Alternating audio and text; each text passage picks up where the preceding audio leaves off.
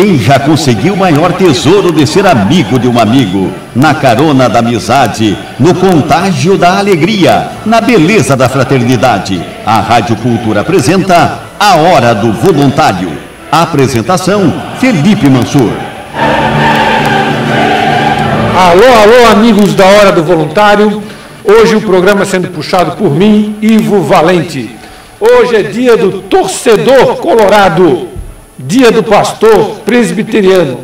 E também um dia peculiar na história do Brasil. Foi o dia que Fernando Collor é eleito presidente do Brasil, né? É uma administração lá do presidente Collor que eu não guardo a menor saudade da administração do presidente, do ex-presidente Fernando Collor de Mello. Viu, Wilson? Só tem uma coisa que ele fez de bom. Além do sequestro da poupança, teve... Ele ganhou do Lula. Tá. Mas olha, independente da questão aí de quem ganhou aquela eleição, o governo Fernando Collor realmente não foi marcado por boas lembranças. E tem mais um outro detalhe aqui. Hoje, dia 17, foi o dia que o WhatsApp ficou fora do ar até mais ou menos mais 11 e pouco da manhã. O doutor Gustavo tem uma resposta para isso. Acontece o seguinte, que aqui no Brasil a gente geralmente vê que os presos não cumprem a pena que são determinados, né? Então a pena do WhatsApp era 48 horas, mas como é Brasil, daí em 7 horas resolveu tudo, não tem problema não. Mas essa pena, que eu andei estudando alguma coisa sobre esse assunto, aconteceu por quê? Isso foi uma decisão da primeira vara criminal de São Bernardo do Campo. Onde lá estava lá o Ministério Público investigando uma situação ligada ao PCC. O PCC é uma organização criminosa chamada Primeiro Comando da Capital. Foram lá e pediram informações lá para o Facebook, que é dono do WhatsApp, a respeito de troca de mensagens entre aqueles cidadãos lá do PCC. O Facebook não deu as informações. E me parece que numa retaliação jurídica, não sei se essa expressão minha está correta, os dois advogados que estão aqui do meu lado podem me corrigir à vontade. Cortaram o WhatsApp por 48 horas. Só que o cara que teve essa maravilhosa decisão esqueceu que no Brasil tem alguns milhões de usuários do WhatsApp. E que ele não estaria punindo a empresa, porque a empresa não, o serviço WhatsApp não é pago. Então ele não estava punindo a empresa, ele estava punindo os usuários do WhatsApp. E aí o ínclito desembargador, né, uma mente super genial, já cancelou essa liminar ali por volta das 11 da manhã, dizendo, ó, então que se puna a empresa com multa diária por ela não estar cumprindo a decisão da justiça de fornecer, mas não que se puna 100 milhões de brasileiros que usam o serviço, né? E aí teve o desenrolar de toda a história. É isso aí, pessoal. Gustavo nos esclarecendo aí as questões jurídicas ligadas a esse fato, vamos dizer, no mínimo lamentável, que foi inusitado, né? Inusitado, eu também diria, inusitado com certeza, e também lamentável do bloqueio do WhatsApp. Falar aqui rapidamente do nosso... Aliás, falar em WhatsApp, a Rádio Cultura tem um WhatsApp. É o 9827-8200, para quem quiser participar aqui do programa. E também para quem quiser entrar em contato direto conosco aqui, participar ao vivo, é o 3026-8020. Hoje nós temos aqui o Leandro Costa e a Rosiane Delgado. Leandro Costa, que é ativista da cidade de Foz do Iguaçu, participando do Codefós, arquiteto, teve papel fundamental digamos assim, na ressurreição da obra do viaduto da Avenida Paraná, e também a Rosiane Delgado, psicóloga, já, digamos assim, da casa aqui, cadeira cativa aqui, né? Que vai falar a respeito de educação para a paz. A gente vai começar pela Rosiane, né, no primeiro bloco, e depois nos demais blocos a gente vai ali para o Leandro Costa. Rosiane, me diga aí, que papo é esse de educação para a paz, cultura? Olha, eu ligo a televisão, todo dia é guerra na Síria, é guerra não sei mais aonde, é bomba explodindo tudo. É guerra no Congresso, é guerra no Brasil. Não, no Congresso, inclusive, chegando às vias de fato, né? O pessoal se batendo. Tá? Chegando às vias de fato, o pessoal se batendo, dando cabeçada um no outro. Então, eu acho que a gente precisa realmente de muita cultura da paz. Mas, Rosiane, explica para nós como é que é esse papo aí de educação da paz, cultura da paz. Boa tarde a todos. Ivo, colegas da mesa e ouvintes, né? Afinal de contas, esse tema, como você está falando aí, ele precisa ser falado muitas vezes. Hoje a gente não vai conseguir, na verdade, esgotar, mas, de qualquer forma, vai ser importante a gente poder estar falando sobre ele para a gente começar a pensar e rever o que está acontecendo conosco. E isso é em todos os lugares, né? Não só aqui, na verdade, Brasil, como você mesmo citou. A proposta, na verdade, de uma educação para a paz, ela começa, a gente pode pensar, dentro de casa e nas escolas. São dois ambientes, na verdade, fundamentais que se pode pensar nessa cultura para a paz. Dentro disso, a gente pode ver o seguinte, a cultura para a paz, ela vai estar valorizando o quê? O respeito ao ser humano, independente o quê? Da sua condição social, racial, do sexo e das suas crenças também. E quando a gente pensa nessa valorização de respeito, a gente vai estar falando também de tolerância e intolerância na questão das relações entre as pessoas. E esses dois aspectos, de alguma forma, eles trazem a violência ou eles, na verdade, diminuem. Se a gente for falar de intolerância, ele vai estar instigando a violência, a intolerância. E a tolerância, na verdade, ela vai estar trabalhando o quê? Uma aproximação maior para a questão da educação para a paz. Né? Esse mês de dezembro é propício para isso? Eu acho que ele é super pertinente, até porque esse tema ele foi escolhido se pensando nessa questão do momento que nós estamos, dezembro. Porque, por um lado, a gente vê o seguinte, dezembro é um mês em que muitas pessoas elas se enchem de esperança, de expectativa sobre um ano que se inicia, porque um novo ano significa também um novo ciclo. Por outro lado, a gente também entende que existem pessoas que também nesse mesmo momento, essa época de festas, é uma época angustiante, porque ou ela não está sintonizada com esse clima de uma confraternização que ela é mais imposta do que algo natural, né? Então, na hora que a gente pensa em educação para a paz, na verdade, um convite a uma reflexão enquanto tema para a gente estar colocando dentro dos nossos pensamentos, das nossas ideias nesse período, né? Eu acho que é super importante falar desse assunto cultura da paz, porque a gente vive uma cultura da guerra permanente. Isso. Ontem eu teve um vídeo que teve no YouTube, um vídeo de um rapaz lá que acabou pegando a esposa num ato de traição. O caso da Fabíola? O caso da Fabíola. E foi de uma violência extrema, tá? Ok? E veja bem, o Fábio está falando de violência extrema, nessa história ninguém tem razão, mas foi de uma violência extrema. E o pessoal fez muita piada, fez muita coisa no Facebook, colocando piada, mas a gente está falando de uma coisa ali que não tem, de uma cultura... Tem nada engraçado, né? Não tem nada de engraçado. Em especial, quando a gente fala nas mulheres no Brasil, tem uma cultura banalizada de violência contra a mulher, que, olha, é difícil de mudar. E eu acho que a Rosiane está trazendo uma reflexão importante, porque a cultura da paz não é só paz entre as nações, né? É paz que já começa, inclusive, dentro de casa, né, Rosiane? Dentro de casa, das escolas. Quando você falou da questão aí desse caso, o que me chama a atenção muito hoje, não só nesse caso, mas situações semelhantes, é a questão da desproporção das reações. Então, muitas vezes você vê o quê? No sinal, pessoas no trânsito, né, extremamente nervosas, e às vezes as reações são desproporcionais a uma situação realmente desagradável que ela aconteceu, sei lá. Às vezes a pessoa até errou mesmo, ela pisou na bola, ela sem querer pode ter até machucado alguma outra pessoa, seja fisicamente ou moral, né? Mas a proporção da reação, eu acho que é uma coisa que nos assusta. E é por isso que eu vejo que a educação para a paz ela é importante, para a gente conseguir colocar limites. Porque no momento que você está numa situação que você está nervoso, está nervosa, e você não impõe um determinado limite até onde você vai, esse é muito perigoso. Dentro dessa condição das tuas reações. Não, a pergunta que eu trago é, por que a gente está numa condição de uma reatividade tão grande no momento que nós estamos vivendo? E nem uma coisa assim isolada, ela é coletiva. Então é uma preocupação que, na verdade, ela é maior em razão dessa proporção. Se for algo mais localizado, a gente conseguiria resolver de uma forma mais simples.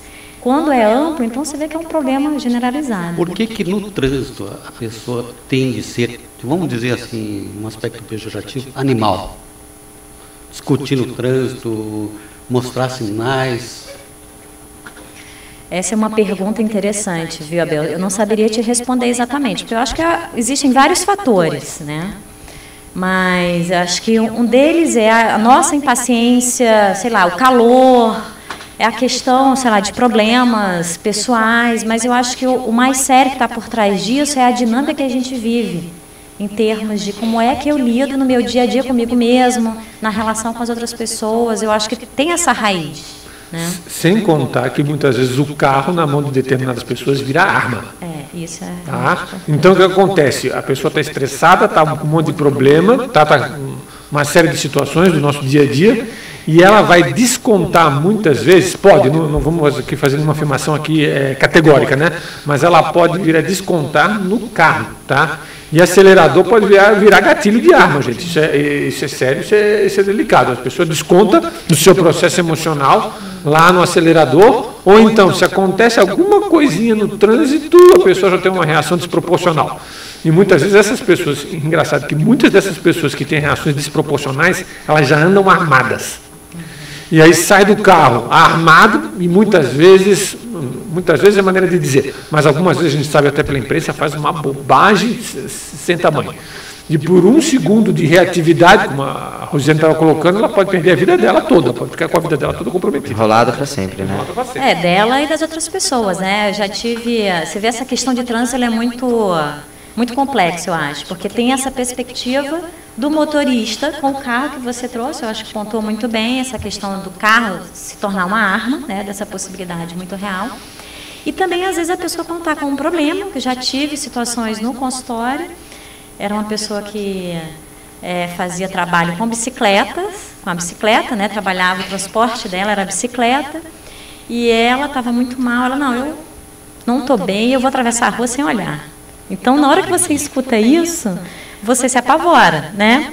Por mais que você tenha que fazer aquela cara assim, mas de não choque dentro do consultório, né? Tipo, aquela cara de paisagem, mas você fica chocada, né? Porque você preocupa o quê? A tua preocupação é com essa pessoa, que ela está no processo, né? Querendo se suicidar, e imagina a complicação que ela vai dar para uma outra pessoa se acontecer, né? Ainda bem que não houve, né? E a gente conseguiu trabalhar com ela para tirar esse tipo de ideias assim, suicidas, né?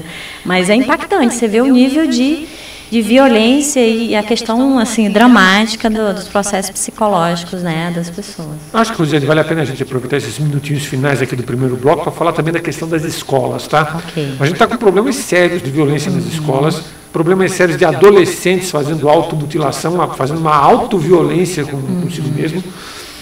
Tendo visto que eu dou aula em algumas faculdades aqui de Foz, eu já inúmeros casos de adolescentes, acabo tomando conhecimento de casos de adolescentes do ensino médio, eu não dou aula para o ensino médio, mas isso acaba chegando até mim, que estão se automutilando, tá? E também não deixa de ser um processo de violência. Não sei se você concorda com isso.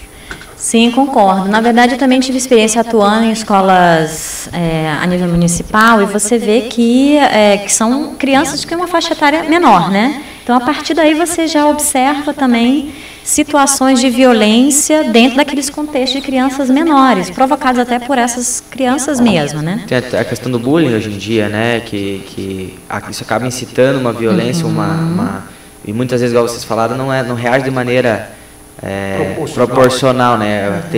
Tudo bem que criança já é propícia a fazer bullying, né? Mas aí a reação que vem de lá para cá já é desproporcional e acaba gerando uma violência física, e aí desencadeia uma série de questões desnecessárias para a idade, né? Porque tudo é muito precoce hoje, né? A gente vê essas crianças aí a nível municipal, que é a primeira, quarta série, né? Botam a gente no bolso tranquilo, né? Então, isso você falou, a questão da violência. Tem o bullying, que é entre elas mesmas, mas ele tem uma outra conotação, né, que não daria nem para a gente entrar aqui a fundo, mas assim, em síntese, a gente vai entender assim, o nível de crueldade e perversidade que o bullying pode chegar no momento que você agride moralmente, psicologicamente uma pessoa, ela é muito, muito grande. Então, a gente realmente observa isso acontecendo nas escolas, que começa desde de crianças pequenas até adolescentes, né? Isso, na verdade, a gente entende que é uma cultura que ela precisa ser combatida fortemente dentro da escola, porque ela não ajuda a ninguém. E isso quando não tem também dos adultos em relação às crianças, e assim vai. Então, uma bola de neve, né? A questão a presença de drogas também na escola é uma forma também de abertura de violência. Quando a droga está acessível dentro da escola. Então, isso é um outro problema muito sério. essas brigas, agressões, assim, a questão da comunidade escolar, ela precisa, na verdade, ter uma estrutura muito maior de suporte. E que hoje eu vejo que é o que existe, ela não é suficiente para atender todas as demandas.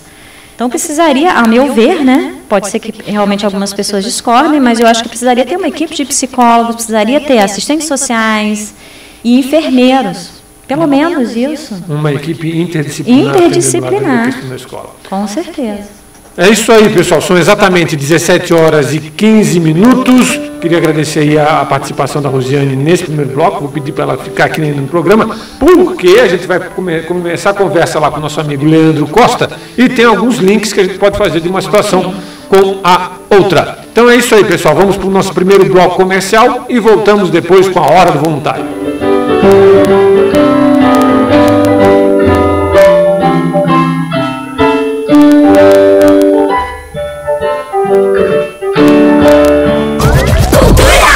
A Rádio Cultura está apresentando a Hora do Voluntário. Apresentação, Felipe Mansur.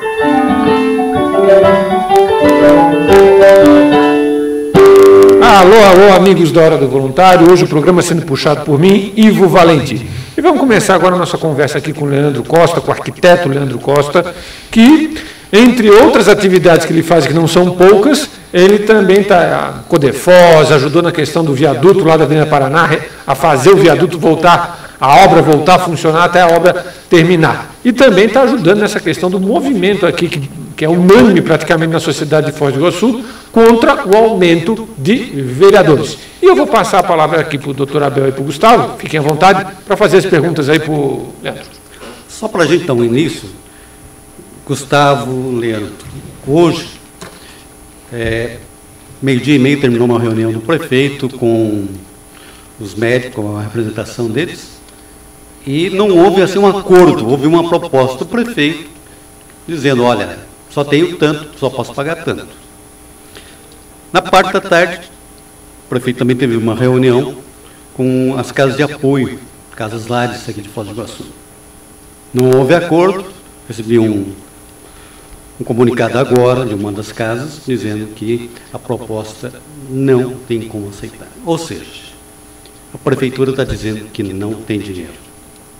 Por outro lado, Gustavo, nós temos um movimento de alguns vereadores querendo aumentar a quantidade de vereadores na Câmara e dizendo que é possível reduzir gastos. Não estaria, nesse momento, um nosso nobre vereador sendo, digamos assim, remando contra a maré? Então, Abel, eu até gostaria que o Leandro respondesse essa questão, até mesmo porque ele foi o grande encabeçador desse movimento contra o aumento de vereadores, e é o que a gente falava aqui no intervalo, que o grande problema para eles e a grande solução para a sociedade foi que eles mostraram que é possível reduzir, né? Dá para se trabalhar com menos assessores, dá para se trabalhar com a casa mais enxuta, e a gente não precisa aumentar necessariamente, a gente não quer representação. Esse momento a gente só pede redução, ponto. Então, queria dar uma boa tarde para você, Leandro, e queria que você explanasse para a gente mais aonde fica toda essa, onde gira essa questão entre aumentar e reduzir, ou só reduzir e não se aumentar. Boa tarde, Gustavo, Abel, Ivo, Rosiane.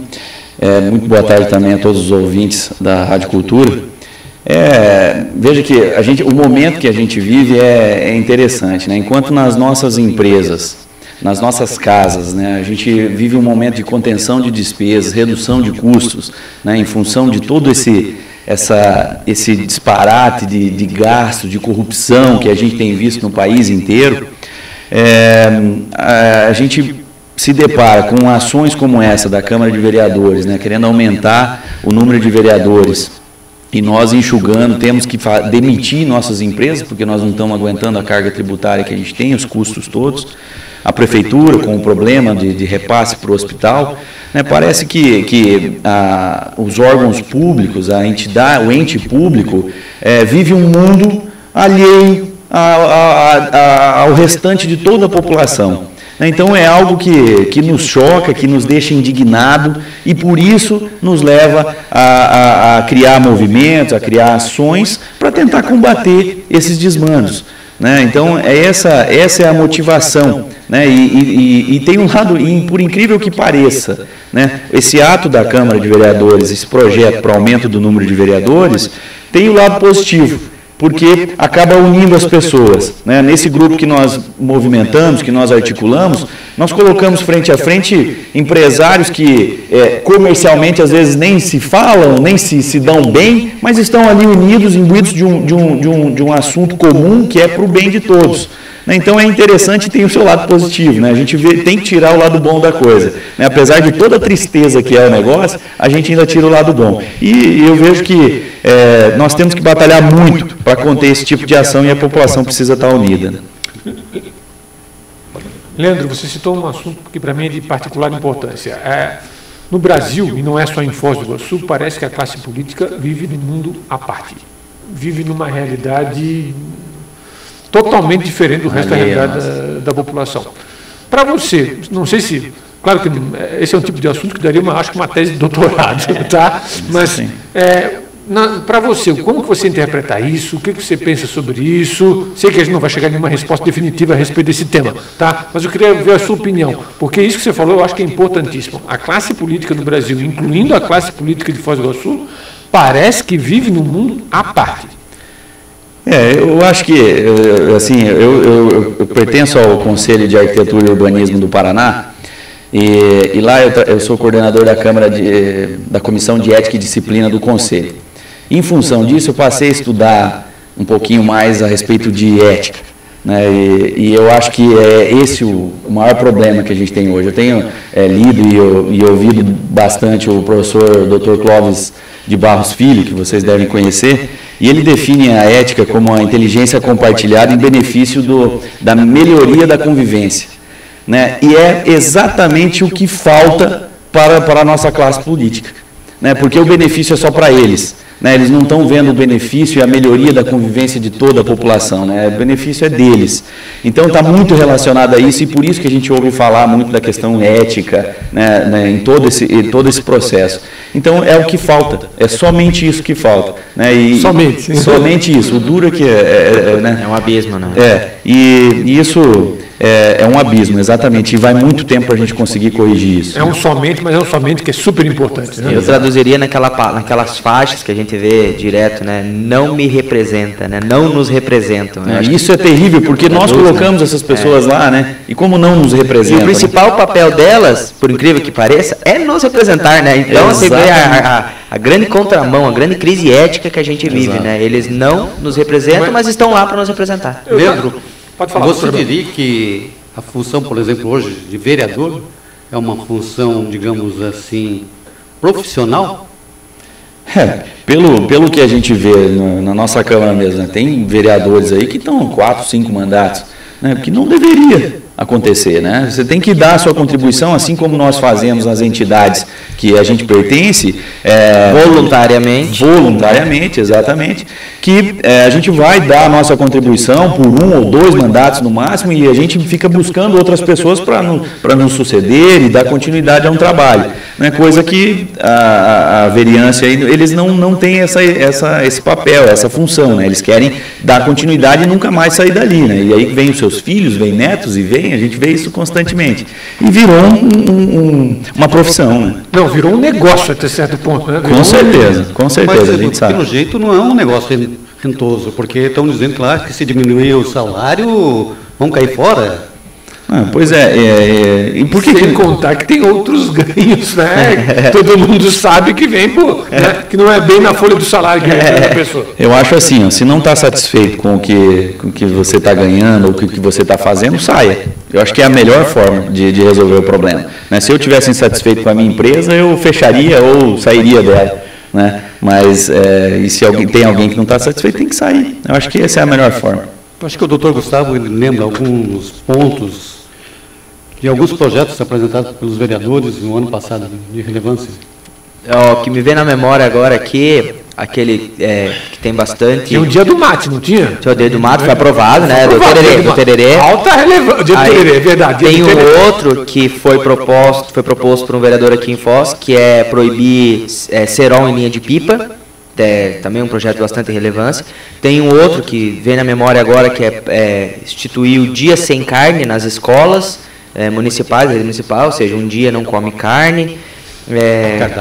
O cardápio tem que ter, o projeto proposto pelo vereador é que o cardápio seja bilíngue, né? Trilíngue, em Foz do Iguaçu, como se já não fosse, né, em todos os restaurantes.